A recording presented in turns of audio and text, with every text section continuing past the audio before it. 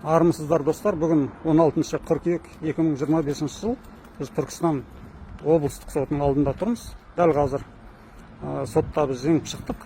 Өткенде Келес аудандық сотында Амангелді Жанқараев деген кісінің үстінен әкімшілік тәртіпте шағым түсірген, бірақ Келес аудандық соты ол кісіні ақтап жүрген болатын. Бірақ бүгін Түркістан облыстық апелляциялық сотында сол Келес аудандық соттың шешімін бұзып, Жанқараевты кінәлі деп тауып, ол кісіге 707 мың теңге айыппұл салды.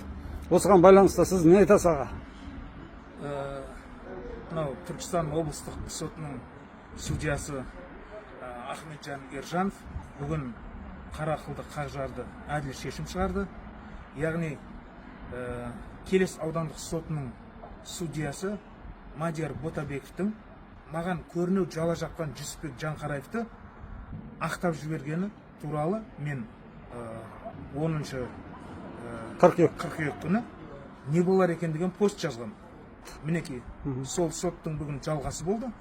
Сөйтіп, Келес аудандық сотының судьясы Мадияр Ботабековтың ол Жүсіпбек Жанқараевты ақтаған қаулысын заңсыз деп тауып, Жүсіпбек Жанқараевқа жала жапқан үшін 700 мың теңге айыппұл салды.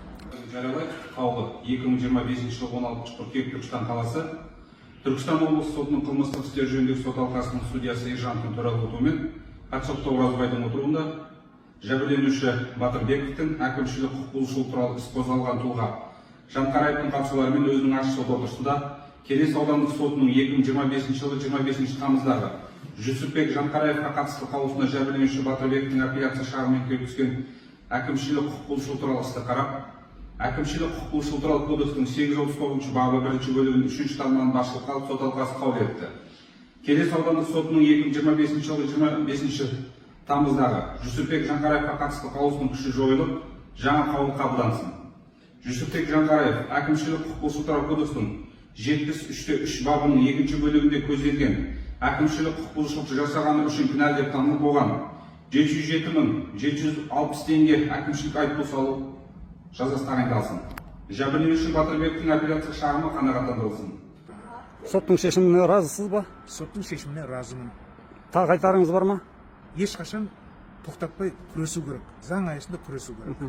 Күш әділетте.